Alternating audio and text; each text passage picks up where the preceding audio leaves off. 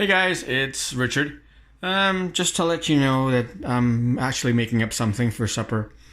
These are the three ingredients you need for like a quick stir fry for what I'm doing. What I've done is I've already cut up one red onion and 7 cloves of garlic. I don't have any fresh ginger, so I'm using powdered ginger on it. But because the meat's already cooked, it makes it much easier, and you can add all the ingredients in at the same time. It doesn't have to be step by step.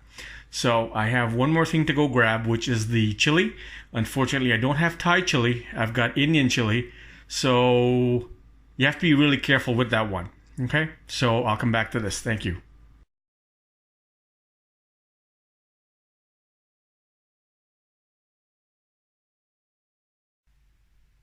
Okay, so what I've added in is I've added in 2 Indian chilies, which actually are hotter than the Thai chili. Less flavor, but hotter. It's got more acid in it.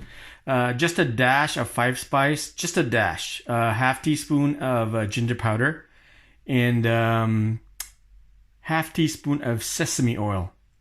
So I'm not gonna. If I were cooking from scratch, I would put the ginger, the garlic, and the onions in the oil to fragrance the oil first. But since I'm not, because the meat's already cooked, I'm going to cook everything as one. That way the meat kind of absorbs the flavor. Okay?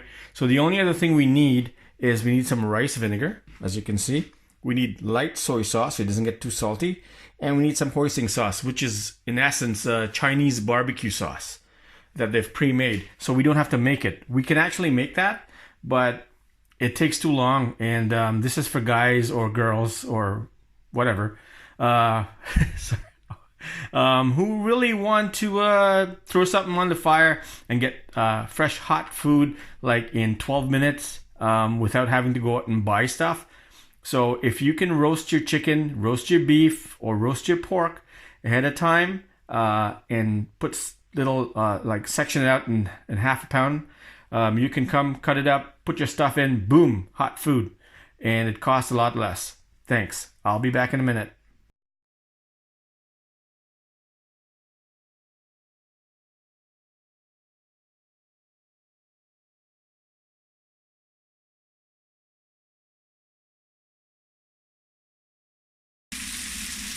Okay, so I've got the meat in the pot with the onions and the garlic, the ginger and the the Indian chili, and that's just cooking down for a little bit.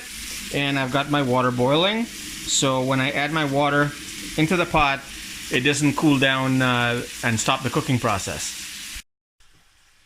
Okay, so what I have in here is I've got half teaspoon of rice vinegar. I've got 6 tablespoons of light soy sauce and 2 tablespoons of hoisin sauce. And as you can see over here, we've got this stuff just trying to cook it down a little bit before I add that flavor in. It's been browning already, so just to get the onions just at the edge of crispy, and so it'll be enjoyable.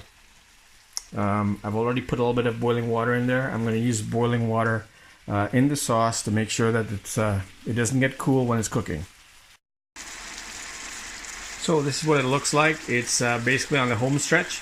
We're just going to let that fry down to get some of that water out, because I don't like a lot of sauce. And should be ready to go like in 2 minutes. Okay, so this is what it looks like when it's done. Just a little bit of steamed white rice, because we're all out of basmati, and I got a whack of white rice that I bought to make pilau last summer. So may as well use it, right?